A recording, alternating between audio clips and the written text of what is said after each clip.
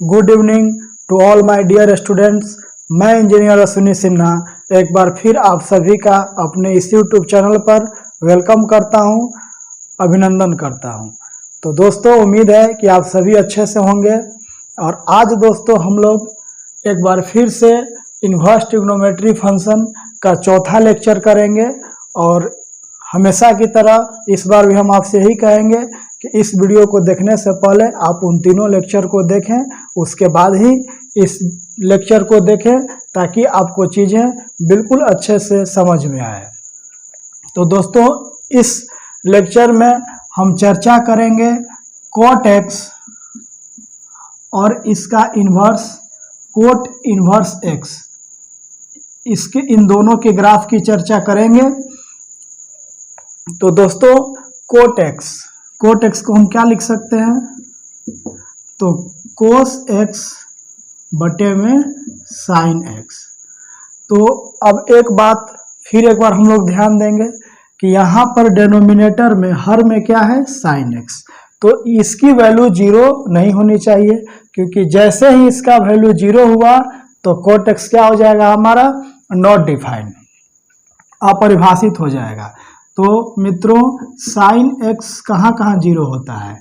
तो sin x 0 आपके पाई के सारे मल्टीपल पे है ना।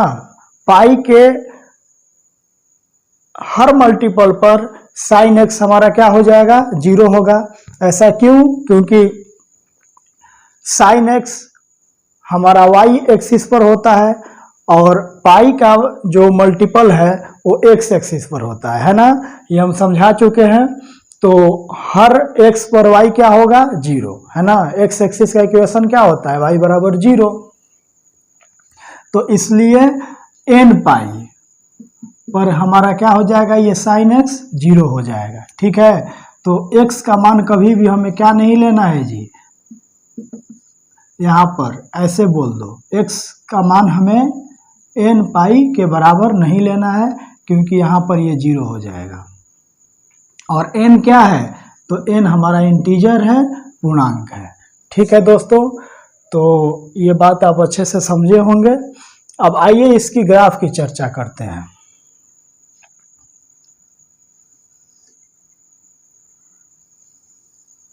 ये हमारा ओरिजिन हो गया।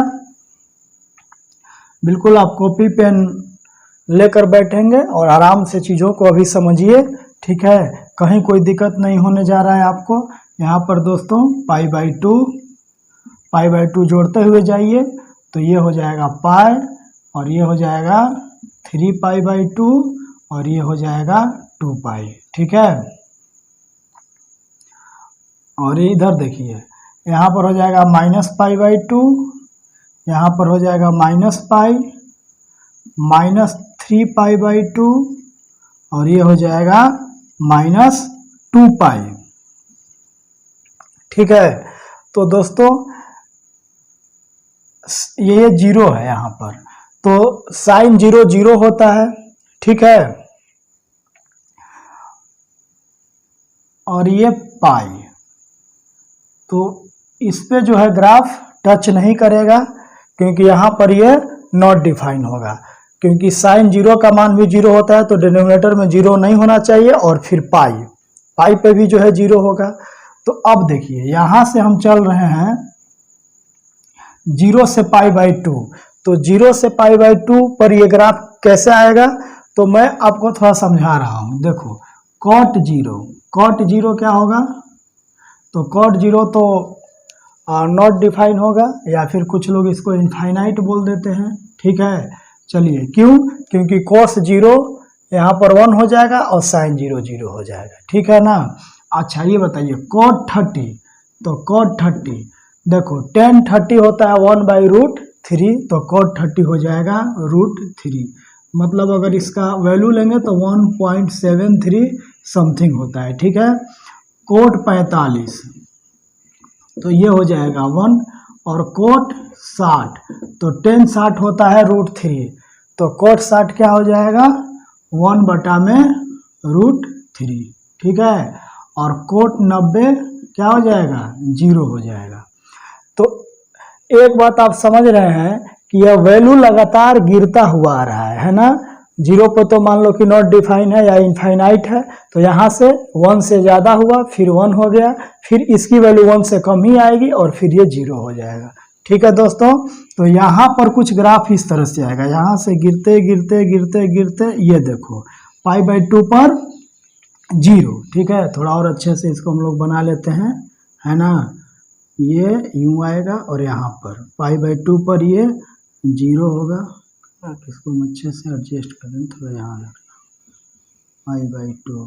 ठीक है, तो ये हमारा ऐसे आएगा, है ना, यहाँ पर 0 हो जाएगा। और π/2 से पाई, है ना, 0 से π/2 हमारा ये हो गया आपका क्या, पहला क्वाड्रेंट, और π/2 से पाई दूसरा क्वाड्रेंट। तो इसमें लगातार वैल्यू गिरते हुए जाएगा और पाई पर ये हो जाएगा इनफाइनाइट। तो ये गिरते गिरते ये माइनस इनफाइनाइट तक, लेकिन इसको टच नहीं करेगा, इसको टच नहीं करेगा। ठीक है, उसी तरह से दोस्तों यहाँ पर 2π पर ये ग्राफ टच नहीं करेगा, और 3π/2 पर ये यहाँ पर क्या मिलेगा, 0 हो जाएगा। जैसे π/2 पे 0 होगा उसी तरह से 3π/2 पे भी 0 हो जाएगा, है ना। और यहाँ देखो, यहाँ पर भी पाई से 3π/2 तक, यहाँ से ये इनफाइनाइट से गिरते हुए आएगा, यहाँ पर 0, और फिर यहाँ से दोस्तों माइनस में, यहाँ से 3π/2 से 2π तो गिरते गिरते गिरते गिरते ये माइनस इनफाइनाइट तक। ठीक है, लेकिन इसको टच नहीं करेगा, है ना दोस्तों। इस तरह से ही आगे चलता जाएगा ये, और ये भी इधर भी हम लोग बना लेते हैं, -π पे टच नहीं करेगा। ठीक है, तो कुछ यूँ होगा, यहाँ पर भी ये इस तरह से आएगा, और यहाँ पर हो जाएगा -π/2 पे 0 होगा, और यहाँ से ये इनफाइनाइट, है ना। उसी तरह से दोस्तों यहाँ पर ये -2π पे टच नहीं करेगा, और यहाँ से देखो, यहाँ से आएगा यूँ गिरते गिरते गिरते यहाँ पर 0। ठीक है, उम्मीद है कि आप मेरे से सुंदर ग्राफ बनाएंगे, अच्छे से बनाएंगे। ठीक है, और यहाँ से देखिए -3π/2 और -π में ये क्या होगा, निगेटिव में जाएगा, और ये -π पे ये जाते जाते एकदम बिल्कुल इनफाइनाइट हो जाएगा, है कि नहीं। तो कुछ यूँ बनेगा हमारा कोटेक्स का ग्राफ। ठीक है दोस्तों, और देखो दोस्तों, ये जो आप लाइन देख रहे हैं -π या 0 या फिर यहाँ पर +π या फिर 2π, पाई का कोई भी मल्टीपल, इस लाइन को हम लोग एसिम्प्टोस बोलते हैं। ठीक है, क्योंकि इस लाइन को ग्राफ हमारा टच नहीं करेगा। ठीक है दोस्तों, तो अब देखिए, अब जैसा कि आप देखिए कि कोटेक्स का जो कोटेक्स है यह किस तरह का फंक्शन है, क्योंकि आपको मालूम है बहुत अच्छे से, अब तक तो आपको याद हो गया होगा कि हम उसी फंक्शन का इन्वर्स ज्ञात कर सकते हैं जो 1 और 2 हो, या फिर उसको हम लोग 1 और 2 को एक साथ क्या बोलते हैं, बाइजेक्टिव फंक्शन। तो ये किस तरह का फंक्शन है, तो मैंने आपको बताया था कि कोई भी फंक्शन है कि नहीं, अगर कोई ग्राफ आपके पास दिया है और उसको देखना है कि वो फंक्शन है कि नहीं, तो उसके लिए हम क्या करते हैं, वाई एक्सेस के पैरेलल एक स्ट्रेट लाइन खींचिए, और उसको यदि ग्राफ एक बार केवल कट करेगा तो फंक्शन होगा, एक बार से ज़्यादा कट करेगा तो फंक्शन नहीं होगा। तो ये तो एक ही बार कट कर रहा है, कहीं भी वाई एक्सिस के पैरेलल कोई रेखा खींचिएगा तो उस ग्राफ को सिर्फ एक बार कट करेगा। तो कोटेक्स तो मित्रों फंक्शन है, लेकिन अब किस तरह का फंक्शन है, तो इस बात को हम लोग पता लगाने के लिए क्या करते हैं, एक्स एक्सिस के पैरेलल एक रेखा खींचते हैं, एक स्ट्रेट लाइन। यदि ग्राफ उस लाइन को एक बार से ज़्यादा कट करेगा तो मेनी वन, और केवल एक बार कट करेगा तो 1 तो बहुत अच्छे से आप देख रहे हैं कि इसको वो एक बार से ज़्यादा कट कर रहा है। ठीक है, बहुत बार कट करेगा, और आगे भी इस तरह से चलता जाएगा ये ग्राफ, तो उस आगे भी कट करता जाएगा, इधर भी कट करता जाएगा, तो फिर यह कैसा हो गया, मेनी वन फंक्शन हो गया। तो अब हमें फिर एक बार इसको क्या बनाना होगा, 1 और 2। ठीक है, तो देखिए अब यहाँ पर जो है सारे मैथमेटिशियन ने मिलकर पूरे दुनिया में इसका एक क्या पहले हम लोग को क्या लेना होगा, एक प्रिंसिपल वैल्यू लेना होगा ना। तो वो लिया जाता है 0 से पाई। क्या लिया जाता है जी? कोट एक्स का 0 से पाई। आप इसका जो है डोमेन भी बोल सकते हैं 0 से पाई, है ना। और ओपन इंटरवल है क्योंकि 0 और पाई को यह ग्राफ टच नहीं किया है। तो 0 से पाई हमारा होगा प्रिंसिपल वैल्यू, और इस वैल्यू में यह 1 1 और 1 2 होगा। 0 से पाई के बीच में आप कोई भी वैल्यू लेंगे तो हर x के लिए यूनिक y होगा, है ना, रिपीट नहीं करेगा। तो मैं एक बार फिर आपको ये बोल देता हूँ कि ऐसा नहीं है कि केवल 0 से पाई ही होगा, पाई से 2 पाई नहीं होगा, उस पर भी होगा दोस्तों। लेकिन चूंकि हमको प्रिंसिपल वैल्यू लेना है तो प्रिंसिपल वैल्यू हम 0 से पाई ही लेते हैं। तो अब इसकी वैल्यू को हम रिस्ट्रिक्ट कर देते हैं, ठीक है, सीमित कर देते हैं। तो 0 से पाई लेना है, बाकी के ग्राफ हम क्या करेंगे? मिटा देंगे, ठीक है दोस्तों। तब जाकर ये हमारा फंक्शन बनेगा क्या? बोलो 1 1 और 1 2। 0 से पाई ही आपको लेना है ना, बाकी के कहीं कुछ नहीं लेना है, सबको मिटा देना है, खत्म कर देना है, ठीक है दोस्तों। ठीक है, चलिए तो अब देखिए मैं एक बार फिर आपको बताता हूं कि अब देखो कॉट एक्स का यहाँ पर आप लिख सकते हैं क्या? डोमेन, प्रांत, ठीक है। तो भैया प्रांत क्या होता है जी? एक्स एक्सिस की वैल्यू, तो वो क्या है? 0 से पाई है, ओपन इंटरवल। रेंज, परिसर, वो क्या होता है जी? रेंज होता है वाई एक्सिस की वैल्यू।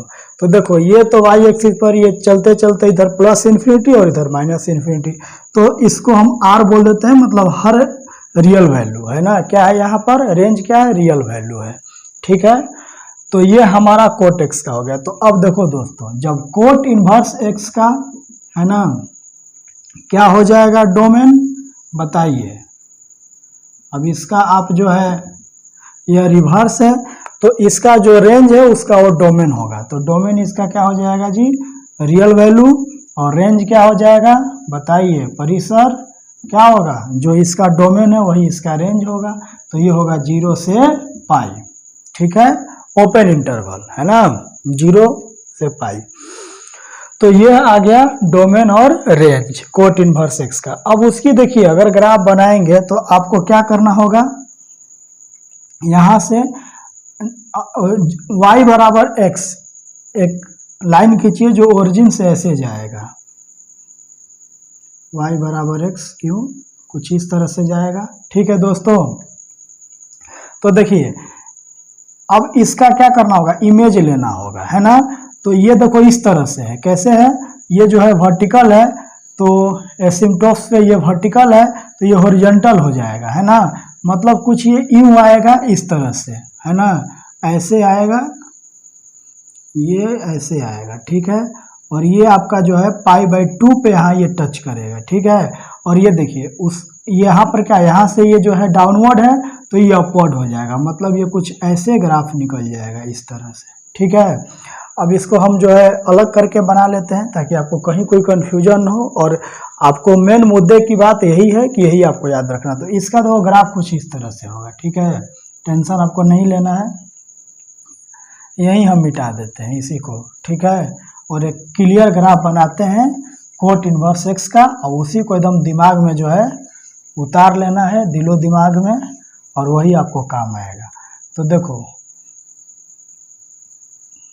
इसका जो है रेंज क्या होगा? 0 से जी पाई। तो ये हो गया 0 वाली लाइन, ठीक है। ऊपर बना दो अच्छे से पाई वाली लाइन, ये हो गया हमारा 0 वाली लाइन, ठीक है। इसको इधर मिटा देते हैं, आप उम्मीद है लिख लिए होंगे। और बीच में कौन सा ये लाइन हो जाएगा? π/2 वाली लाइन। ये क्या हो जाएगा? π/2 वाली लाइन।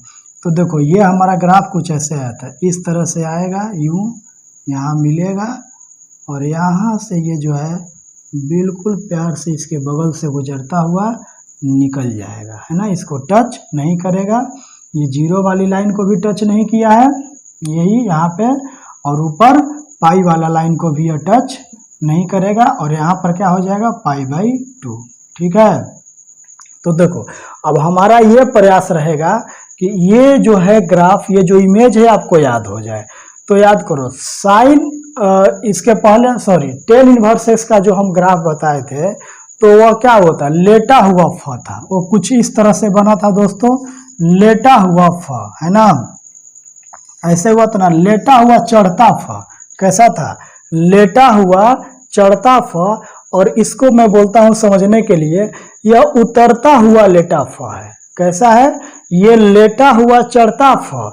और ये जो है टेन इनवर्स एक्स का कुछ इसी तरह से इमेज है। पिछले वीडियो लेक्चर में बहुत डेप्थ से उसकी हम चर्चा किए हैं।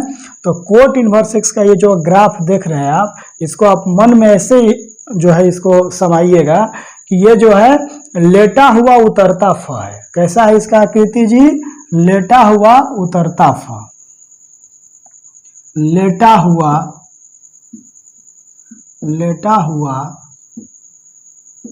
उतरता फ, है ना, लेटा हुआ उतरता फ। ठीक है, चलिए अब सारे पॉइंट हम लोग एक बार लिख लेते हैं। इसका डोमेन हो गया, रेंज हो गया। अब बताइए, यह पहले इसको मैं मिटा देता हूं और यहाँ सारे पॉइंट हम लोग लिख लेंगे। ठीक है दोस्तों, तो सारे ITF नॉन पीरियोडिक फंक्शन होते हैं और रिपीट नहीं करते, है ना, क्योंकि हम उनके जो है डोमेन को हम क्या कर देते हैं, यहाँ पर सीमित कर देते हैं। आगे जो है वो रिपीट नहीं करेंगे, क्योंकि रिपीट करने लगेंगे तो फिर मेनी वन बन जाएंगे। बहुत अच्छे से ये सब चीज़ें आप समझ रहे होंगे।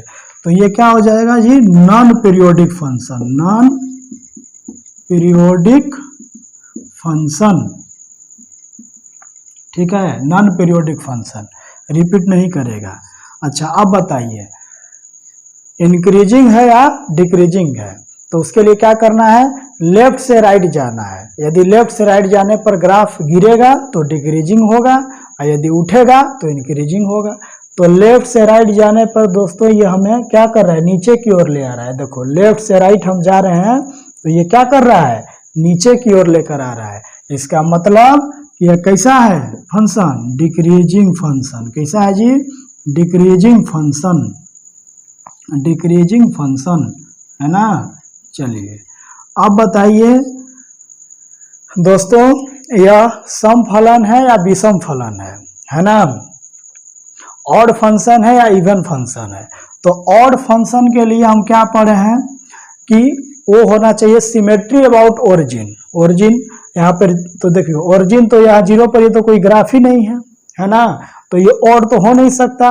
और इवन के लिए वाई एक्सिस के अबाउट सिमेट्री होना चाहिए, माने जैसा वाई एक्सिस के लेफ्ट में बना है ग्राफ, उसी तरह का सेम वाई एक्सिस के राइट में भी बनना चाहिए। ठीक है, जैसा कि कोस एक्स का ग्राफ बनता है। तो ये उस तरह का भी नहीं है, देख रहे हैं ना, इधर जो है ऐसे है और इस तरह से ऐसे है। देख ही रहे हैं कि कहाँ है, वाई एक्सिस के अबाउट सिमेट्री नहीं है, ओरिजिन के अबाउट सिमेट्री नहीं है। तो ना ही यह ऑड है और ना ही इवन है। तो इसको शॉर्ट में बोलते हैं नैनो, यहाँ पर पूरा लिख देते हैं,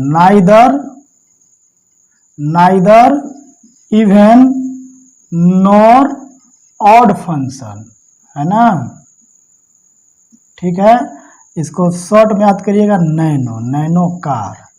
ठीक है, चलिए अब यह कंटिन्यूअस है कि नहीं जी, तो कंटिन्यूअस है, क्योंकि इसके ग्राफ को हम बिना पेन उठाए बना सकते हैं, है ना, बिना पेन उठाए बना सकते हैं। इसमें कहीं गैप नहीं है, कहीं ब्रेक नहीं है, कहीं जंप नहीं है, तो बिल्कुल यह कंटिन्यूअस फंक्शन है। क्या है जी, कंटिन्यूअस फंक्शन है, सतत फलन है, सतत फलन है। ठीक है, और यह डिफरेंशिएबल भी है ना। डिफरेंशिएबल इसलिए क्योंकि ना कोई गैप है, ना कोई ब्रेक है, ना कोई जंप है, और कहीं शार्प पॉइंट या कॉर्नर पॉइंट, मतलब वो नुकीला बिंदु नहीं है इसमें। ठीक है, तो यह डिफरेंशिएबल भी फंक्शन है, डिफरेंशिएबल फंक्शन भी है। ठीक है, तो इतनी सारे पॉइंट को आपको दिमाग में रखना है। डोमेन तो पूरा रियल वैल्यू हो रहा है, देख रहे हैं ना, डोमेन पूरा रियल वैल्यू है, क्योंकि देखो इधर जो है ये बढ़ता हुआ जाएगा, है ना, प्लस इन्फिनिटी तक, और इधर भी माइनस इन्फिनिटी तक जो है बढ़ता हुआ जाएगा। तो ये पूरा हमने क्या लिखा है, रियल वैल्यू, और रेंज वाई एक्सिस, तो ये क्या है 0 से पाई, लेकिन उसको टच नहीं किया है इसीलिए ओपन इंटरवल। तो हमें बिल्कुल उम्मीद है कि सारे पॉइंट बिल्कुल आपको जो है याद हो गया होगा, कभी आप लाइफ में भूलेंगे नहीं। ठीक है दोस्तों, तो आज के लिए इतना ही रहने देते हैं। अब बाकी के जो ग्राफ बच गए हैं उसको हम अपने नेक्स्ट वीडियो लेक्चर में डिस्कस करेंगे। ठीक है दोस्तों, तब तक के लिए आप जो है घर पे सुरक्षित रहिए और अच्छे से पढ़ाई करिए, मुस्कुराते हुए रहिए हमेशा। लाइफ में कभी भी किसी भी बात का टेंशन नहीं लेना चाहिए। तो ठीक है दोस्तों, अब हम आपसे मिलेंगे अपने अगले सेशन में। तब तक के लिए अलविदा, बाय, थैंक यू, जय हिंद।